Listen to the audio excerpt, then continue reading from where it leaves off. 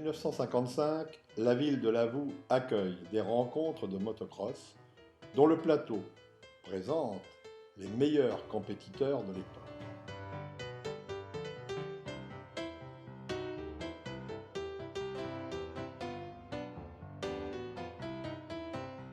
L'un d'eux, enfant du pays, Roland Branger, dit Mickey, savait attirer tous les regards par des acrobaties et des prises de risques que lui enviaient les meilleurs concurrents.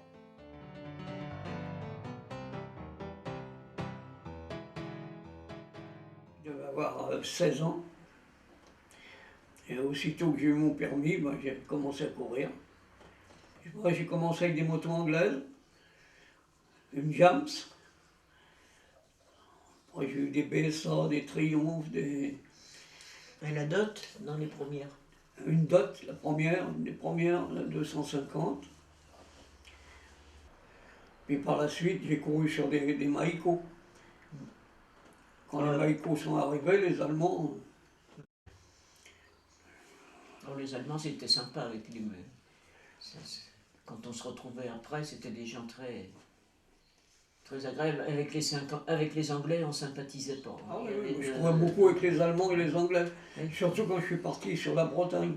Oui. Parce que la Bretagne, c'est pas facile d'y aller. On m'a toujours dit que j'irais pas. On allait coucher. J'ai été accepté en Bretagne. On se respectait vraiment, de toute façon. On voulait tous gagner, mais on se respectait. Ça m'a fait du bien. Non, bon, ça change tout, de toute façon. Ça change une mentalité.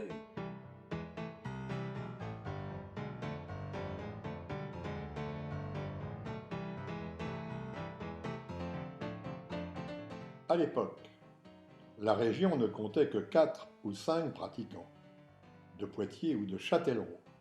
Mais Mickey fut celui qui brigua pendant près de 15 ans les meilleures places et fut surtout la coqueluche du public.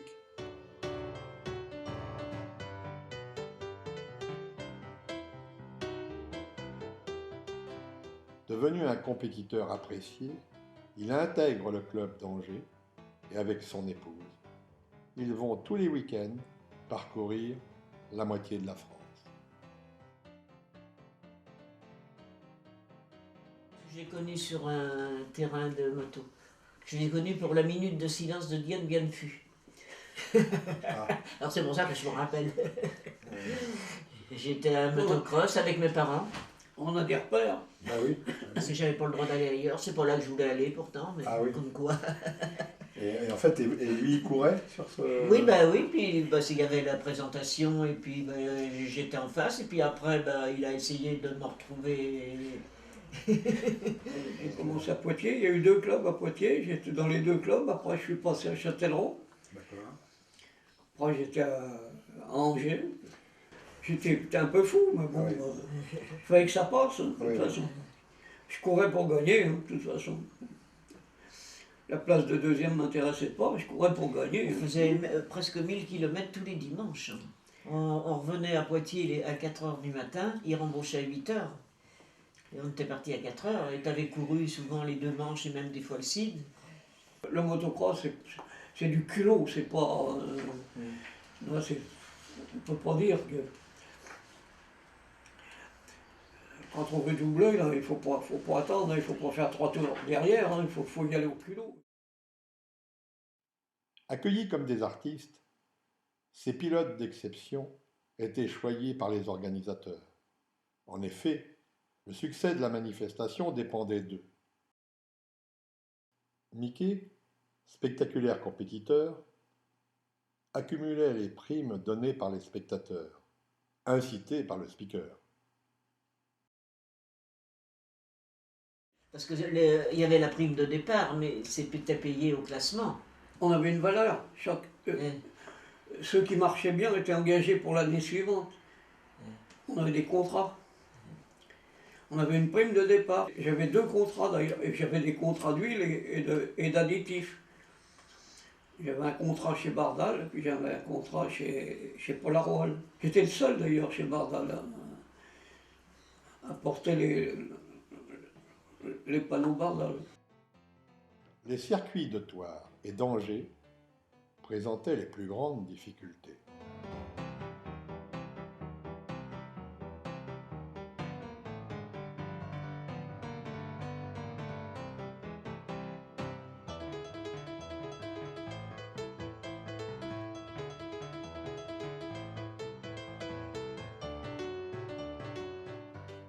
Le circuit de Lavaux, lui aussi, présentait des difficultés que Miquet survolait de manière spectaculaire.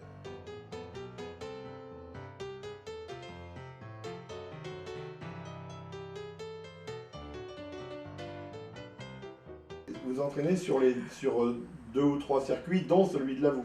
Ouais. Et pourquoi systématiquement à Lavaux? Il y avait une raison, il n'y avait pas de raison? Moi, je m'y trouvais bien, sans doute. Ah oui. Puis on était bien accueillis. Puis il y avait du monde. De toute façon, même quand on allait s'entraîner, il y avait quelques spectateurs. C'était surtout en période d'hiver, parce que l'été on courait, mais autrement on y allait le dimanche matin surtout.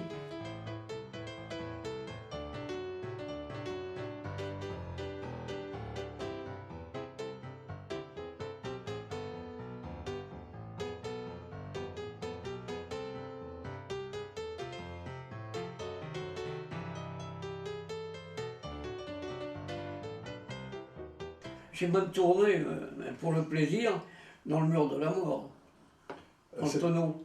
Oui. À l'époque, c'était une demi-sphère en bois. En fait, c'est guidé par des bandes, c'est peint, et on a l'impression de rouler très très très vite et d'aller tout droit. On va sur une foire.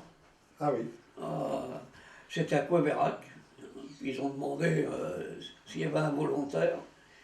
J'étais pour tous ces trucs-là. T'as couru contre un cheval aussi? Ah oui, j'ai couru contre un cheval.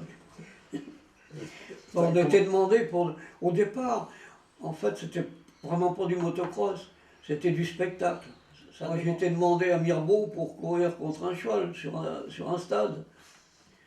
Alors ça fait toute la fête, pour la Saint-Jean d'ailleurs, ça devait être. La fête à Mirbeau, c'était vraiment un truc. La fête des âmes à Mirbeau. Oui, là c'était un cheval. Et la plus belle course dont vous vous souvenez? Non, c'est l'île de Léron. L'île de Léron. Ah oui, dans la citadelle. Et là vous avez gagné? Ah oui. Ils ont même arrêté la course parce qu'à la fin, le programme était trop court l'été, il fallait aller plus loin. Ils ont organisé une course du plus spectaculaire. Mais ils l'ont arrêté parce que. Ah, ils ont eu peur que ça devienne trop spectaculaire. Trop dangereux. Là, j'étais vraiment. Parce qu'on saute dans ces cas-là. Oui, parce que sur les terrains, j'arrivais à déplacer les gens. Là, c'était mort. Ah oui, parce qu'ils avaient peur, quoi, en fait. Ah non, mais ils voulaient me voir passer. Ah, d'accord. J'arrivais à les déplacer sur la. Ça, c'était formidable, cette sensation de. La citadelle nous appartenait complètement. Les portes marchaient encore. Tout l'intérieur, c'était pour nous. On arrivait, les coureurs, c'était extraordinaire. Les gens n'avaient jamais rien vu. C'était formidable, de toute façon. On était vraiment chez nous, là. Vous auriez vu les cajots de colombard dorés, là. Ah oui. On nous amenait tout. Hein. On nous amenait les huîtres, le vin blanc de... On arrivait, on était des rois.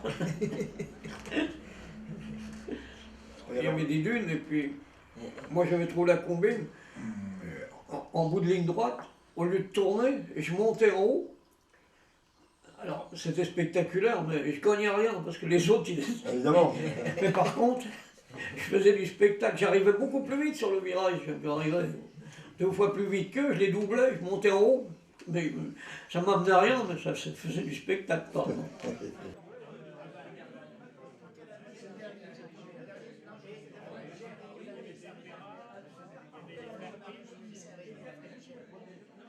Il m'a demandé, mais celle-là j'ai entendu des 80, mais l'autre, je sais pas.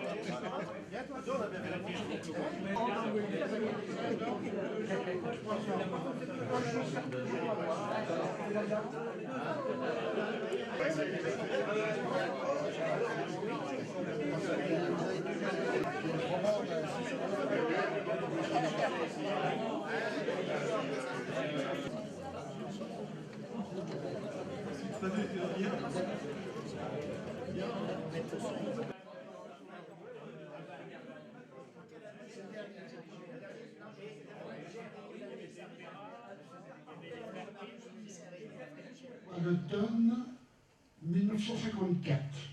Est-ce qu'on était en octobre ou en novembre? Je ne sais pas, je ne me souviens plus.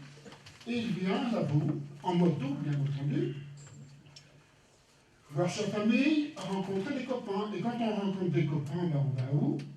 On va au café. On se fait servir à boire, on arrose. Et Norbert Thibault, puisque Norbert Thibault, c'est son nom, lance l'idée qu'à la Voue, il y avait une très belle corrière dans laquelle on pourrait fort bien faire un motocross. Évidemment, il connaît la Voue. Il a usé ses fonds de culotte dans cette fameuse corrière avec ses copains. Puis on commence à regarder quels sont ceux à la Voue qui a des motos. Bon, il n'y en a pas beaucoup. Il y a des motocyclettes. Ah oui, parce que maintenant, comme on travaille moins dans les carrières, on va de plus en plus à l'extérieur, à Poitiers, et certains ont acheté une motocyclette. Ah, on commence par noter le nom des gens qui ont une motocyclette. C'est pas beaucoup. Alors on rajoute quoi? Et on rajoute ceux qui ont un vélo moteur, ceux qui ont une mobilette, ils pourraient bien nous faire un motocross. Essayez l'idée lancée. On est dans une idée de bistrot. Et puis, notre Châtelleraudais lavousien dit, ben, vous savez pas, moi je suis président du motoclub Châtelleraudais, on peut, si vous voulez faire quelque chose, on vous donne tout l'appui logistique. Et alors là, il y a une formidable énergie qui se met en place, car on dit, l'été prochain on fait un motocross. Ah! On décide à la fin de 1954 qu'on fera un motocross l'été prochain. Ah ben ça se fait pas comme ça, un motocross. Hein. C'est une énergie formidable. Les Châtelleraudais viennent, on descend dans la carrière, on regarde où pourrait être un circuit, comment pourrait être ce circuit, ils passeraient par où, etc. Des Lavousiens, ils prennent des pelles et des pioches, ils s'en vont à la suite des Châtelleraudais pour essayer de modifier un petit peu hein, le profil, etc. Tout le monde s'y met. À la mairie, alors c'est le branle-bas. On a très peu de temps. Il faut absolument les autorisations, les sécurités, le plaquage des routes, etc. etc. 1955 a lieu le premier motocross de la vie. La date exacte du Soudanais, vous l'avez, hein, il a lieu le premier. C'est un énorme succès. C'est un énorme succès, pourquoi? Parce que le circuit est très spectaculaire. Le public qui vient a la totalité du circuit sous les yeux. Et puis, il y a un petit jeune.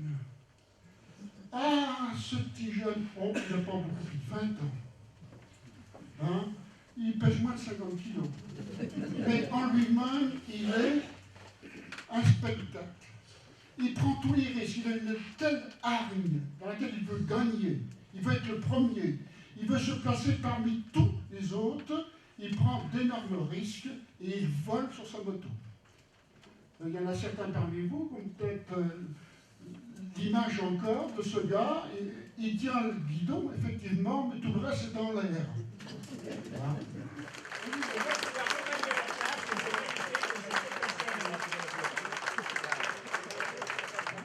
Et quand je voyais mon frère Patrice sauter dans le vide, je me suis dit, c'est pas possible, j'y arriverai jamais. Et puis c'est vrai que, oui, il y avait une descente où je me souviens bien, j'avais quoi, 11 ans, et quand on sautait, on avait l'impression que le cœur se levait parce qu'on était ouais, vraiment dans l'air, le premier trou, ouais, comme ça. Et c'était vraiment, fallait avoir justement la hargne pour le faire, quoi. Mais on était contents justement de faire cette course. On disait, bon, on est capable, quoi. Et quand on faisait la boue, on pouvait aller dans tous les circuits de France. C'est qu'on y arriverait, quoi. Il n'y avait pas de problème. Une petite anecdote qui m'est arrivée juste avant l'arrivée. J'étais à peu près à 15 mètres de la ligne d'arrivée. J'étais tout seul pour une fois. Et puis, en arrivant là, juste avant le drapeau à damier, ma chaîne a cassé et je suis arrivé avant la moto.